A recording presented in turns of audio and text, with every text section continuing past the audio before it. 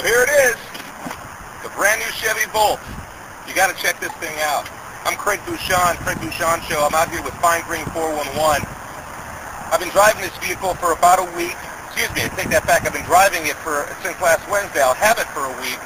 And I got to tell you, when I first got this vehicle, I was apprehensive. I didn't know if I was going to like it. And I got to tell you, several days later, I don't like it. I love it. Come here, got to check this out. First of all, I'm sitting in here right now because I wanted you to experience something. It's running. And you can't hear a thing. I like that.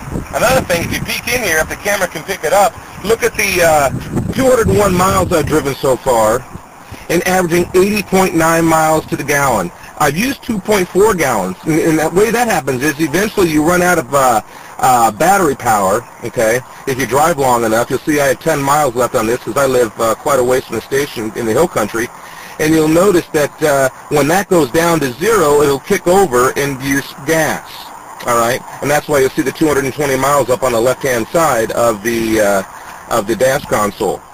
Easy to read, fantastic, but I've used 2.4 gallons driving 201 miles, and I've charged it 4 times.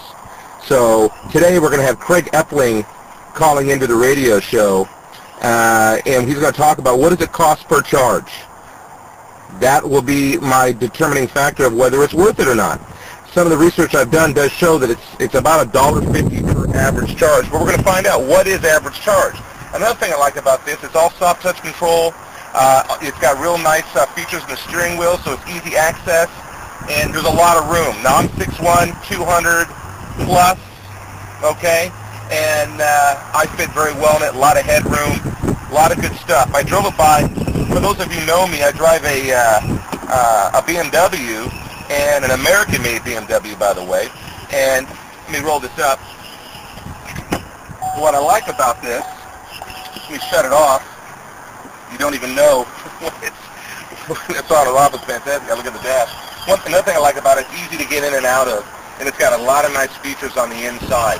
Even the synthetic material that they use. When I drove it by my buddies over at BMW, and I said, take a look at this thing. They said, wow, that's amazing, the quality and the integrity of the work on the inside of the automobile. And the reason that I bring that up, it's a big deal on how these vehicles are finished. The fit and finish, the tolerance. I mean, Lexus forever obviously has done a very good living on building an automobile that's got great tolerance. All the lines are very even. It looks very nice. It's a sleek-looking automobile.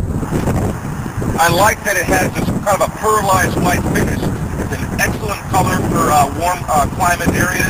And I got to tell you, the car has a lot of get up and go. And as a person who drives fast automobiles, this vehicle is extremely quick. Okay, so I think you'll be impressed with that. And I got to tell you, I feel sorry for the people that drive Priuses.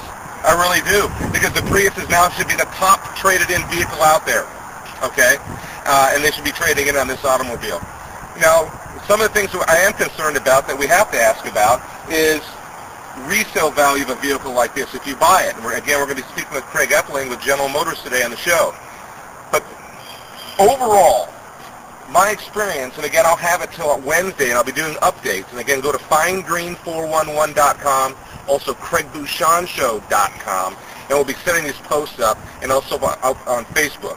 But we wanted to spend a few minutes today, show you some of the features of the automobile, what my experience has been, and so far, so good. But real quick before we go on this update, back seats, okay? It could be a negative for people that have small children if they want to have one sit in the middle. This is set up, it's a 2+2 basically. I like it. My kids are grown up, and it's a nice, comfortable back seat. Headroom is a little bit, for a guy my height, 6'1", I don't know if I want to ride in there all day long or on a long trip. But for little short jaunts, fantastic. Smaller people, I think under 6 foot, absolutely no problem whatsoever. Another thing real quick I'll show you is that I love the back end. I think it's got a real nice look. It's got park distance control in the back, sensors. It has sensors up front that tells you on a screen in the center of the console if something's in front of you. And you open up the back really wide open. Okay, these seats flip down. You have a place in the trunk that your charger is. I have the charger right out of my house. I set it up. It's got a little charge station when I have it in the garage.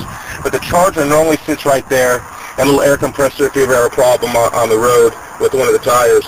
One thing that that concerns me a little bit is that I was told, and I'll confirm this with Craig Epling with GM, that the charger cord is about $500. That's something that if someone steals it, someone breaks it, could be quite expensive to replace. So that's what I can say right now. Again, I'm very glad to be out here with Fine Green 411 today. Look for this post online. Look for some updates. Again, I'm Craig Bouchon with the Craig Bouchon Show. Thank you.